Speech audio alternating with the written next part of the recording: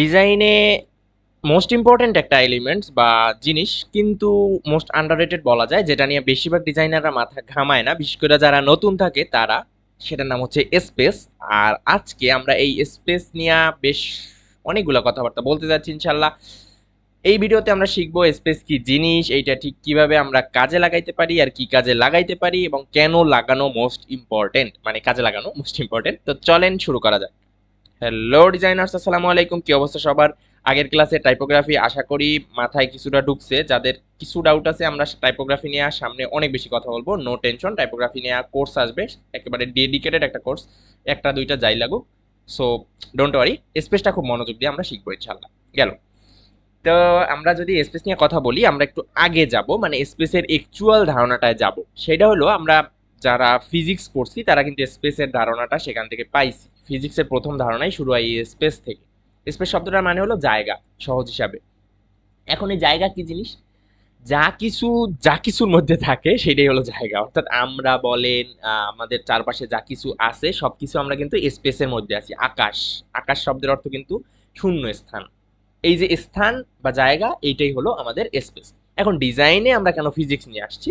আমাদের যখন আমরা ডিজাইন করতে আসি তখন কিন্তু আমাদের এই রকম একটা সারফেস বা একটা এরিয়া আমরা পাই, যে এরিয়াটা হচ্ছে আমাদের স্পেস। যেমন সোশ্যাল মিডিয়া পোস্টের জন্য 1080 বাই 1080 এই একটা স্পেস। এখন এই যে জায়গাটা বা স্থানটা বা স্পেসটা আমরা পাচ্ছি, এটা কিন্তু খুবই চালাকির সাথে আমাদের ব্যবহার করতে হয়।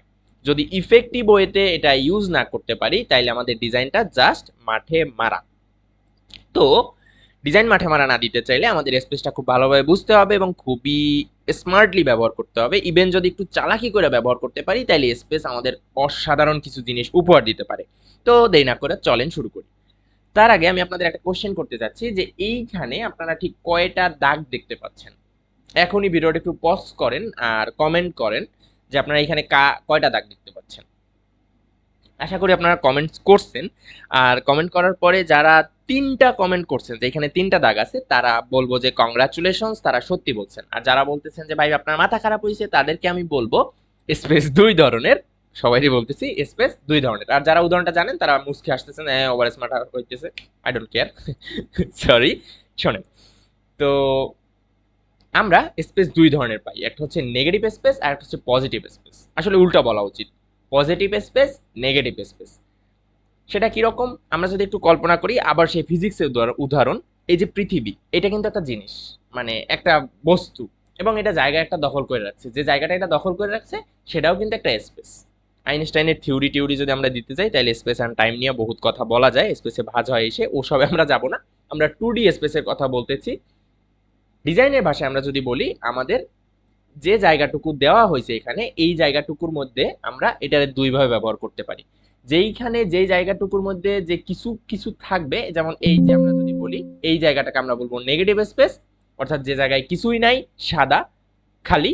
আর যে জায়গাটায় আমাদের কোনো এলিমেন্টস যে জায়গাটুকু দখল করবে, আমরা যদি এই বক্স আঁকি, আবার আমরা যদি একটা এলিপস নিয়ে আঁকি, এই যে এলিপস, এই যে একটা এলিপস আঁকলাম, তাহলে এই জায়গাটুকু হচ্ছে পজিটিভ স্পেস, এই জায়গাটুকু হচ্ছে নেগেটিভ স্পেস। আমি আবার বলতেছি যে এই সাদা জায়গাটা হচ্ছে নেগেটিভ স্পেস, এই যে যে অংশটুকু ব্যবহার হয়েছে সেই জায়গাটুকু হচ্ছে পজিটিভ স্পেস। এখন এই পজিটিভ স্পেসের মধ্যেও আবার যে জায়গাটুকু এই কালো অবস্থায় আছে সেটাও কিন্তু নেগেটিভ। আমরা যদি এর মধ্যে আর একটা পয়েন্ট আবার আঁকি, লাইক এরকম কিছু একটা, সরি, এই যে, তাইলে সেটা এটুকু হচ্ছে পজিটিভ স্পেস, এতটুকু হচ্ছে নেগেটিভ স্পেস। তাহলে বুঝতে পারতেছি আমরা স্পেসের ধারণাটা, এটা কিন্তু বেশ ক্রিটিক্যাল একটা ব্যাপার।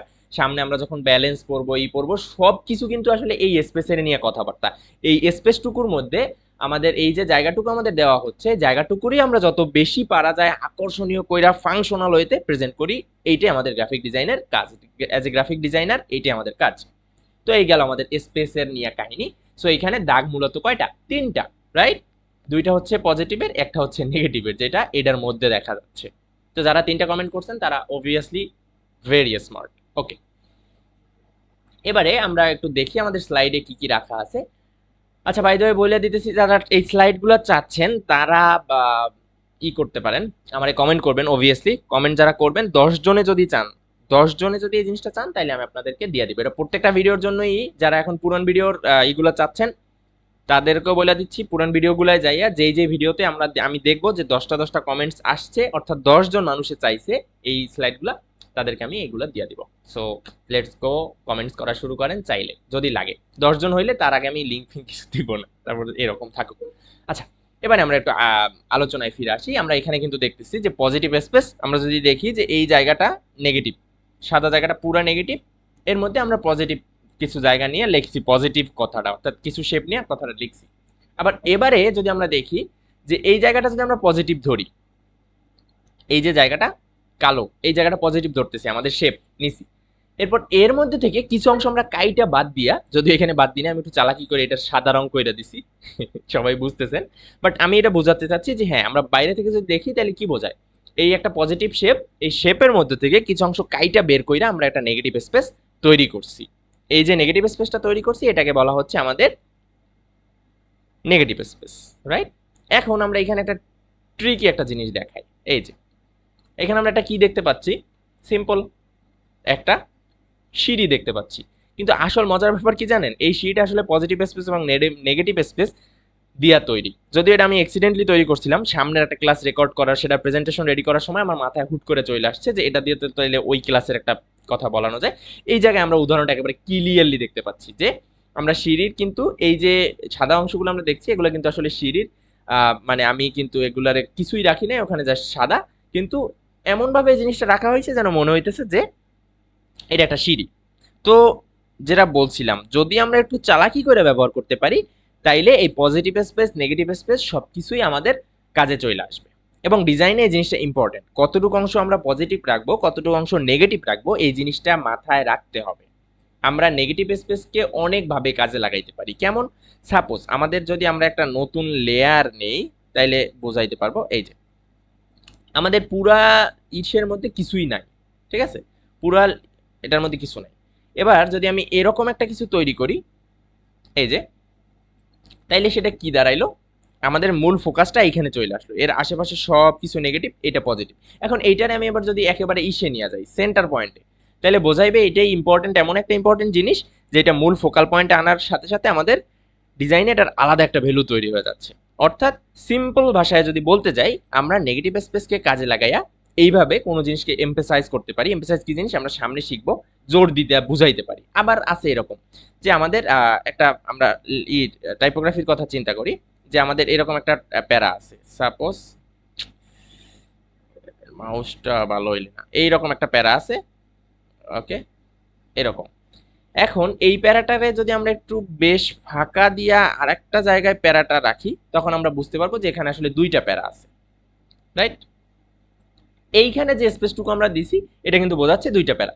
আমরা যদি এই স্পেসটুকুরে যা সরাই দেই, আমরা যদি এইখানটায় নিয়ে আসি, তাইলে দেখেন ওই দুই প্যারার ইলিউশনটা কিন্তু আর নাই। আমরা যদি একেবারে পারফেক্টলি ওর কাছাকাছি নিয়ে আসি, যেন মানে ওর র্যাগিং যতটুকু, সরি কার্নিং বা লিডিং, এই এখন কিন্তু বোঝার কায়দা নেই যে এরা কোথায়, মানে এরা একটা না দুইটা, বোঝার কায়দা নাই। এখন এটা একটাই মনে হচ্ছে।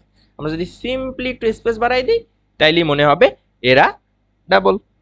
সো স্পেস কিন্তু খুবই চমৎকার জিনিস এবং এটা খুবই বুদ্ধিমানের সহিত আমাদের ব্যবহার করতে হবে যদি আমরা ডিজাইনে এটা ব্যবহার করতে যাই। আচ্ছা, তো এবার আমরা এই জিনিসটা ডিলিট করে দিচ্ছি। আচ্ছা, গেল।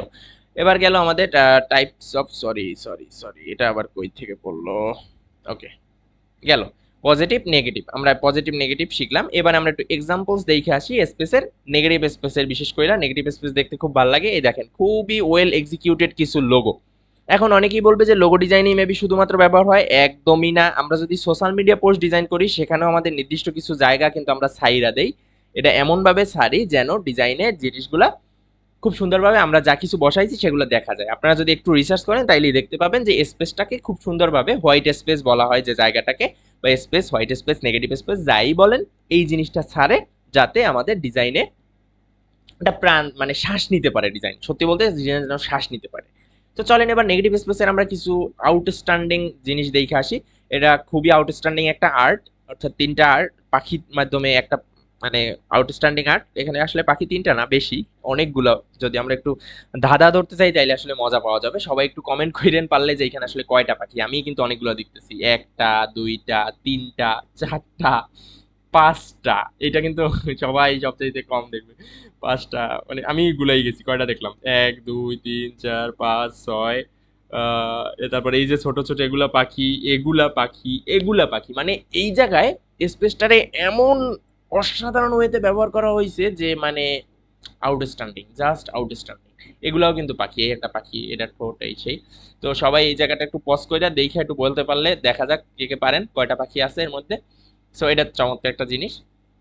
এবারে আমরা যদি দেখি ডব্লিউডব্লিউএফ এর একটা লোগো, এইটা কিন্তু মানে অসাধারণ, আমার খুব পছন্দের লোগোগুলার একটা।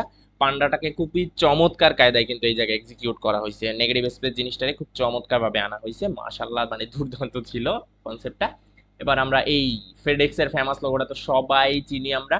এইখানে ইভেন আমার একটা নেগেটিভ স্পেসের লোগো আছে, যারা আমার এই বিয়ান্সে ফলো করেন নিচে লিংক আছে, ফলো যারা করেন না তারাও গিয়ে দেখে আসবেন। মাইকো যে লোগোটা আছে, সেই মাইকো লোগোটা কিন্তু আমি নেগেটিভ স্পেস কাজে লাগাই দিছি। আমি চাইলে এখানে অ্যাড করতে পারতাম, বাট আমার মনে হয়েছে যে না, আপনারা যাই একটু খুঁজা দেখে আসেন যে আমি নেগেটিভ স্পেসের কিভাবে ব্যবহার করছি। অবভিয়াসলি এটা দেখে আইসা দেখেন কেমন লাগে, মজা পাবেন এই মাইকোর লোগোটা। তো এইখানেও কিন্তু ওই সেম কাজটা করা হয়েছে যে নেগেটিভ স্পেসকে খুবই চমৎকার কায়দায় এক্সিকিউট করা হয়েছে। এই যে এইখানটায় দেখেন একটা পশু পাখির যে একটা ইগল মাউন্টেড ক্যাপিটাল, এটা কি জানো, বাট এই জিনিসটা কিন্তু খুব চমৎকার ভাবে এনবিসির লোগোটা সাগিয়া বেবের করা, আমার গুরু বলা যাইতে পারে এই আফ্রিকার এই যে লোগোটা। তারপরে এই যে জু, এটা কিন্তু শহরের মধ্যে বোঝাচ্ছে যে শহরের মধ্যে এই জুটা বেশ আউটস্ট্যান্ডিং লোগো। তো এইখানে কিন্তু আমরা নেগেটিভ স্পেসের বেশ ওয়েল এক্সিকিউশন দেখলাম। তো আর ডিজাইনে যেটা বললাম যে ডিজাইনে যখন আমরা করি তখন কিন্তু নির্দিষ্ট পরিমাণ স্পেস আমরা নিজেরা ছাইরা দেই যাতে আমাদের ডিজাইনটা শ্বাস করতে পারে। সো এইভাবে চিন্তা ভাবনা কইরা আমাদের ডিজাইনের এই স্পেস নামের জিনিসটা ব্যবহার করতে হবে। আশা করি আপনারা বুঝতে পারছেন। আর আরো জটিল আলোচনা আসলে করা যায় স্পেস নিয়ে ডিটেল, বাট আমি চাচ্ছি ব্যাপারটা রাখতে এমন যাতে আপনারা সরাসরি কাজে লাগাইতে পারেন। আমরা আসলে গ্রাজুয়েশন করতে আসি নাই যে খুঁটিনাটি সব জানতে হবে, আমাদের জাস্ট কাজে লাগাইতে হবে। সো দেখেন, খুবই বুদ্ধিমানের সহিত, মানে বুদ্ধির সহিত জিনিসগুলো কাজে লাগাইতে হবে, আর মানে প্র্যাকটিস করতে হবে। প্র্যাকটিস করার জন্য আমি আছি ইনশাল্লাহ। যেখানটায় ঝামেলা হবে সিম্পলি আমার এই যে পেজ নিচে লিঙ্ক দেওয়া থাকবে পেজের, পেজে নক কইরা সিম্পলি আমারে দেখাইবেন। কোন অংশ যদি বুঝতে না পারেন, কোন অংশে যদি সমস্যা হয়, ইভেন যে কাজগুলো আপনারা করতেছেন সেই জিনিসগুলো বুঝতে আমি আপনাদের পার্সোনালি হেল্প করবো ইনশাল্লাহ। সো হ্যাঁ, একটু মনোযোগ দিয়ে পড়েন, বেশি কঠিন না আশা করা যায়। সো এটাই ব্যাপার। আমরা এর আগের ক্লাসে মেবি কথা বলছিলাম টাইপোগ্রাফি নিয়ে, যারা টাইপোগ্রাফি এখনো দেখেন নাই বাম দিকে আসতে যাচ্ছে, আর ডান দিকে এরপর আমরা কথা বলবো স্পিচিং এর পর ক্লাস নাম্বার 10, জানি না কি হবে, যে ভিডিওটা আপলোড হইলে দেখে নিয়ে। সবাই ভালো থাকবেন, সুস্থ থাকবেন, আর এইচআর ডিজাইনের সাথেই থাকবেন, আর বেশি বেশি করে এই কোর্সের প্লে লিস্টটা শেয়ার করতে থাকেন। ধন্যবাদ, আসসালামু আলাইকুম।